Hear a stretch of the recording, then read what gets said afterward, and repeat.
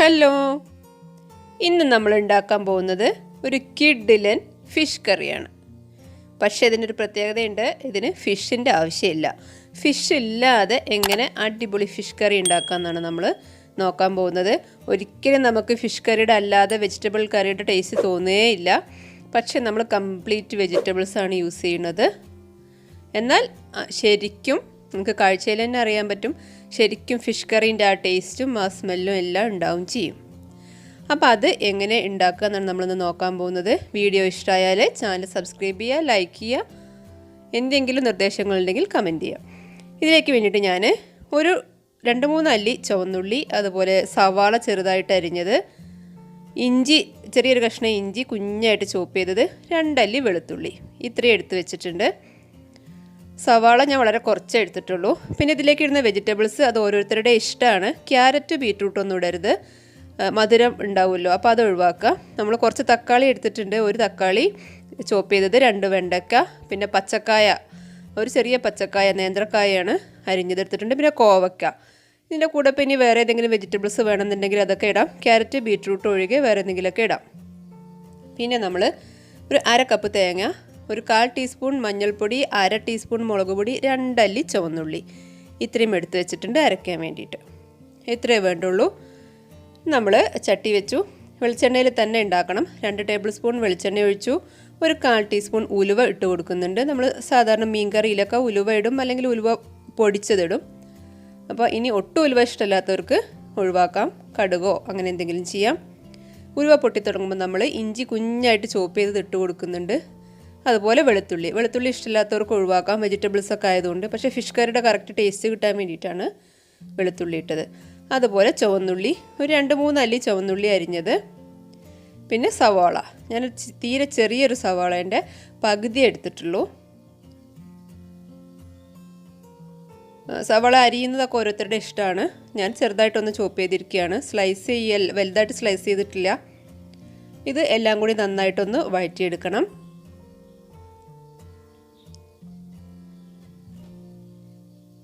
ഇഞ്ചി ചതച്ചിട്ട് വേണമെങ്കിൽ അങ്ങനെ ഇടാം കേട്ടോ. അതിലേക്ക് ഞാൻ 2 പച്ചമുളക് ഇടുന്നുണ്ട്. ഒരു പച്ചമുളക് 2ആയിട്ട് കീറിയത് ഇട്ട് കൊടുക്കുന്നുണ്ട്. പിന്നെ തക്കാളി, ഞാൻ അത്യാവശ്യം വലിയൊരു തക്കാളിയാണ് എടുത്തിട്ടുള്ളത്, കാരണം കുറച്ച് പുളി വേണമല്ലോ. അപ്പോൾ അത്യാവശ്യം വലിയ ഒരു തക്കാളിയാണ് എടുത്തിട്ടുള്ളത്. കുറച്ച് വലിയ പീസസ് ആക്കി തന്നെ മുറിച്ചിട്ടുണ്ട്. ഇനി ഈ തക്കാളി ഒന്നും കൂടെ വേവായി വരുന്നവരെ നമ്മൾ ജസ്റ്റ് ഒന്ന് അടച്ചു വെക്കണം. മീഡിയം ഫ്ലെയിമിലാക്കിയിട്ടൊന്ന് അടച്ചു വെച്ചാൽ മതി, ഒരു 2 മിനിറ്റ്. ഇപ്പോൾ ഇത് തക്കാളി ഒന്ന് വെന്തിട്ടുണ്ട്. തക്കാളി ഒരുപാട് വേവണം എന്നില്ല, ജസ്റ്റ് ആ എണ്ണയിൽ കിടന്നിട്ടൊന്ന് വഴന്ന് വന്നാൽ മതി.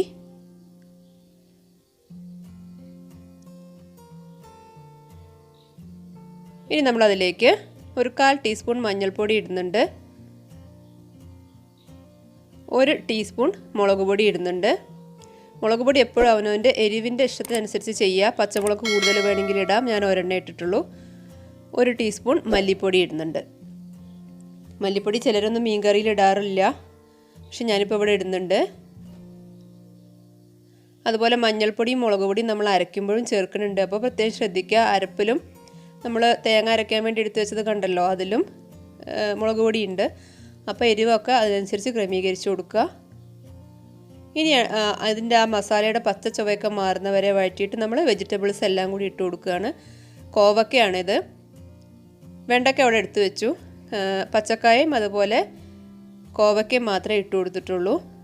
വെണ്ടയ്ക്കൊക്കെ വളരെ കുറഞ്ഞ വേവല്ലേ ഉള്ളൂ, അപ്പോൾ ഇതൊന്ന് ഒരു പകുതി വേവായതിന് ശേഷം മാത്രം നമ്മൾ ബാക്കി ഇട്ട് കൊടുത്താൽ മതി, വെണ്ടയ്ക്ക ഇട്ട് കൊടുത്താൽ മതി.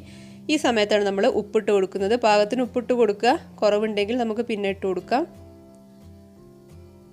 ഇനി നമ്മളിതിലേക്ക് ആവശ്യത്തിന് വെള്ളം ഒഴിച്ച് കൊടുക്കുക. ഈ കഷ്ണങ്ങൾ വേവാനുള്ള വെള്ളം ഒഴിച്ചാൽ മതി, ഒരുപാട് വെള്ളം ഒഴിക്കണം എന്നില്ല, കാരണം നമ്മളിനി അരച്ച് ചേർക്കുമ്പോൾ അതുപോലെ പുളി ഒഴിക്കും, അപ്പോഴൊക്കെ വെള്ളം ഉണ്ടാവും. അപ്പോൾ ഈ സമയത്ത് ഒരുപാട് വെള്ളം ഒഴിച്ചു കൊടുക്കണ്ട, ഈ കഷ്ണങ്ങളൊന്ന് വേവാനുള്ള വെള്ളം അത്രയും മതി. ശരിക്കും മീൻ കറി തോറ്റുപോകും, അത്രയും ടേസ്റ്റുള്ളൊരു കറിയാണ്. നമുക്ക് വീട്ടിലുള്ള പച്ചക്കറികൾ എന്താ വീട്ടിലുള്ളതെന്ന് വെച്ചാൽ അതെല്ലാം എടുത്തിടാവുന്ന ഒരു കറിയാണ് കേട്ടോ. ഇപ്പോൾ ഇതാ മറ്റ് പച്ചക്കറികളൊക്കെ പകുതി ഒന്ന് വേവായപ്പോൾ ഞാൻ വെണ്ടയ്ക്ക ഇട്ട് കൊടുക്കുന്നുണ്ട്. ഈ വെണ്ടയ്ക്ക ഇല്ലെങ്കിൽ കുഴപ്പമില്ല. അപ്പോൾ ഉരുളക്കിഴങ്ങോ എന്താണെന്ന് വെച്ചാൽ ചെയ്യാം, ഏത് വേണമെങ്കിലും ഇടാം. ക്യാരറ്റും ബീറ്റ്റൂട്ടും ഒഴിവാക്കുകയായിരിക്കും നല്ലത്. ഇനിയിപ്പോൾ വെറും സവാള മാത്രം ഇട്ടിട്ടും ചെയ്യാം. വേറെ കഷ്ണങ്ങളൊന്നും ഇല്ല എങ്കിൽ ഇതേ ചേരുവകൾ ചേർത്തിട്ട് സവാളയൊക്കെ ഇട്ടിട്ട് ചെയ്യാം. അപ്പോൾ കഷ്ണങ്ങളെല്ലാം വെന്ത് കഴിഞ്ഞു. അപ്പോൾ ഞാൻ പുളി പിഴിഞ്ഞത് ഒഴിച്ചു കൊടുക്കുകയാണ്. ഞാനൊരു നെല്ലിക്ക വലുപ്പത്തിൽ പുളി വെള്ളത്തിലിട്ട് വെച്ചിട്ട് പിഴിഞ്ഞിട്ട് അതാണ് ഒഴിച്ചു കൊടുക്കുന്നത്. പുളി പിന്നെ ഞാനൊരു കറക്റ്റ് അളവ് പറയുന്നില്ല. ഞാൻ ചെയ്തത് ഒരു നെല്ലിക്ക വലുപ്പത്തിലാണ്. ഓരോരുത്തർക്കും ഓരോ ഇഷ്ടമായിരിക്കും. പുളി കൂടുതൽ വേണമെന്നുള്ളവർക്ക് കൂടുതലിടാം, ഒട്ടും ഇഷ്ടമില്ലാത്തവർക്ക് ഒഴിവാക്കുകയും ചെയ്യാം. തക്കാളിൻ്റെ പുളി മാത്രം മതി എന്നുള്ളവർക്ക് അങ്ങനെയും ചെയ്യാം. പുളി ഒഴിച്ചു കഴിഞ്ഞാൽ ഒന്ന് തിളയ്ക്കണം. അത് കഴിഞ്ഞിട്ട് നമ്മൾ അരപ്പ് ഇതിലേക്ക് ഒഴിച്ചു കൊടുക്കുകയാണ്. നമ്മൾ തേങ്ങ എടുത്ത് വെച്ചത് കാണിച്ചിരുന്നു നേരത്തെ. അത് നന്നായിട്ട് അരയ്ക്കണം, അത് പ്രത്യേകം ശ്രദ്ധിക്കണം. നല്ല മഷി പോലെ അരഞ്ഞ് വരണം. ഫ്ലെയിം ഒന്ന് ലോ ആക്കി വെച്ചതിന് ശേഷം തേങ്ങ കൂട്ടൊഴിച്ചു കൊടുക്കുക. പിന്നെ കറിയുടെ തിക്നെസ് ഓരോരുത്തരുടെ ഇഷ്ടമാണ് കേട്ടോ. ഞാനിപ്പോൾ ആ മിക്സിയുടെ ജാർ ഒന്ന് അങ്ങോട്ട് വെള്ളം ഒഴിച്ചിട്ട് കുറച്ചും കൂടി ഒഴിച്ചിട്ടുണ്ട് വെള്ളം. അത് ഓരോരുത്തരുടെ ഇഷ്ടത്തിനനുസരിച്ച് തീരുമാനിക്കുക. നല്ല ലൂസായ കറി ചിലർക്ക് ഇഷ്ടമായിരിക്കും. ഇതിപ്പോൾ അത്യാവശ്യം തിക്കായ കറിയായിട്ടാണ് ഞാൻ ചെയ്തിട്ടുള്ളത്. കാരണം ചപ്പാത്തിയിലേക്കൊക്കെ നല്ല കോമ്പിനേഷനാണ്. ചപ്പാത്തി, അതുപോലെ നമ്മുടെ നീർദോശ, അപ്പം എന്ന് പറയുന്ന അത് ഈവൻ പുട്ടിലേക്ക് പോലും നല്ല കോമ്പിനേഷനാണ്. ചോറിൻ്റെ കൂടെ നല്ല കോമ്പിനേഷനാണ്. ഇത്രയേ ഉള്ളൂ പണി. നമുക്ക് വെറും 5 മിനിറ്റ് കൊണ്ട് ഉണ്ടാക്കിയെടുക്കാവുന്നൊരു കറിയാണ്. കഷ്ണങ്ങളൊക്കെ അരിഞ്ഞ് വെച്ച് കഴിഞ്ഞാൽ ഈസി ആയിട്ട് ഉണ്ടാക്കാം. ഞാനിപ്പോൾ കുറച്ച് ഉപ്പും കൂടി ഇട്ട് കൊടുത്തിട്ടുണ്ട്. നേരത്തെ ഉപ്പിട്ടതാണ്, അത് പോരാൻ തോന്നിയപ്പോൾ ഞാൻ കുറച്ച് ഉപ്പും കൂടി ഇട്ട് കൊടുത്തു. ഇനി ഒരു 2 മിനിറ്റ് ഒന്ന് തിളയ്ക്കണം. ഇനി ഞാൻ കറി ഒന്ന് വറവിട്ടെടുക്കണം. അതിലേക്ക് ഞാൻ 2 ടേബിൾ സ്പൂൺ വെളിച്ചെണ്ണ ഒഴിച്ചു. ചുവന്നുള്ളിയാണ് ഇടുന്നത്. ചുവന്നുള്ളി കുറച്ചധികം തന്നെ എടുത്തിട്ടുണ്ട്, ഒരു 5-6 എണ്ണം എടുത്തിട്ടുണ്ട്.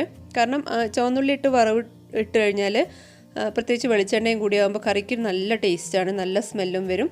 ചിലരൊക്കെ കടുകിട്ടിട്ട് ചെയ്യണ കണ്ടിട്ടുണ്ട്. ഇവിടെ ഇപ്പോൾ നമ്മൾ ഫിഷ് കറിയാണ് എന്നൊരു സങ്കല്പത്തിലാണല്ലോ ചെയ്യുന്നത്. ഫിഷ് കറി അല്ലെങ്കിലും വെജിറ്റബിൾസ് ആണ് ഇടുന്നതെങ്കിലും ഫിഷ് കറി ആണ് എന്നൊരിതിലാണല്ലോ ചെയ്യുന്നത്. അപ്പം നമ്മൾ ഉള്ളി അരിഞ്ഞിട്ടാണ്. ഉള്ളി ഒന്ന് മുരിഞ്ഞ് വരുമ്പോൾ കറിവേപ്പില ഇട്ടു. ഇനി അതുപോലെ ഉണക്കമുളക് ഇടണം. ഉണക്കമുളകും ഇട്ടിട്ടുണ്ട്. ഇനി കറിയിലേക്ക് ഒഴിച്ചു കൊടുക്കുക. ഡൺ, ഇത്രയേ ഉള്ളൂ. കറി റെഡിയായി.